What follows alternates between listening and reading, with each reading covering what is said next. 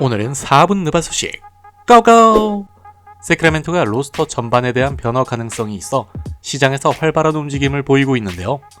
포인트 가드 자리 공백을 메우기 위해 덴버를 떠난 러셀 웨스트브룩과의 계약을 고려 중이라고 합니다. 웨스트브룩 외에도 타이어스 존스도 검토 중인 상황이며 마이애미가 영입 관심을 보인 조나단 쿠민가와도 사인 앤 트레이드 가능성이 있다고 하네요. 그리고 잭 라빈은 연장 계약 자격이 있긴 하지만 세크라멘토는 그와 새로운 계약을 체결하는 것을 이번 여름 우선순위에 두고 있지는 않는다고 합니다. 도만타스 사보니스는 세크라멘토 잔류가 예상되네요. 다음은 레이커스와 관련한 소식들인데요.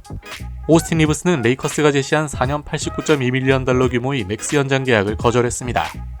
내년 여름 옵트아웃한 뒤 FA 시장에서 자신의 가치를 평가할 것으로 보이며 이변이 없다면 이번에 레이커스가 제시한 금액보다 훨씬 더 높은 연봉을 받을 수 있을 것으로 예상되네요.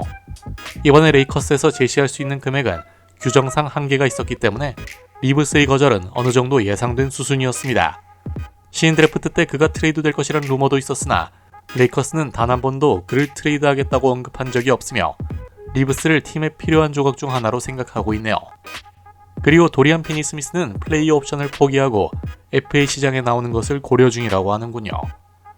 2025 신인 드래프트 1라운드 이후 뒷이야기들을 모아봤는데요. 5픽으로 유타의 지명을 받은 에이스 베일리는 자신에게 관심이 있는지 전혀 몰랐지만 그래도 유타에 가게 되어 기쁘다고 말했습니다. 베일리 측에서는 한 팀에 지명되지 않길 바란다고 통보했었고 지명되더라도 그 팀에 합류하지 않을 것이라 전했다고 하는데요. 이건 좀 선을 넘는 행위가 아니었나 싶군요. 그리고 유타가 루키 월터 클레이튼 주니어를 영입함으로써 콜린 야스턴이 팀을 떠날 가능성이 높은 것으로 예상되네요. 16픽으로 지명되며 많은 이들을 놀라게 했던 중국 출신 선수 양한센은 1라운드 마지막쯤에 지명될 것이라 생각했고 자신의 이름이 호명되었을 때 너무 놀랐다고 합니다. 포틀랜드 단장 조 크로니는 양한센을 중국의 요키치라 표현했으나 그건 좀 과한 표현이며 아무도 요키치를 따라갈 수 없다고 말하면서 그래도 패싱 능력만큼은 양한센 정도의 사이즈에서 그렇게 할 수 있는 선수는 많지 않다고도 덧붙였네요. 션 막스 브루클린 단장은 드래프트 역사상 처음 1라운드에서만 5개의 픽을 활용한 것에 대해 자신들이 데려온 선수들에 대해 정말 만족하며 팀 플레이를 제대로 이해하고 공을 잘 돌리며 아직 발휘되지 않은 잠재력을 가진 젊은 선수들이라 평가했습니다. NBA 사무국은 아킬레스건 부상 연구를 위해 전문가 패널을 소집했다고 합니다.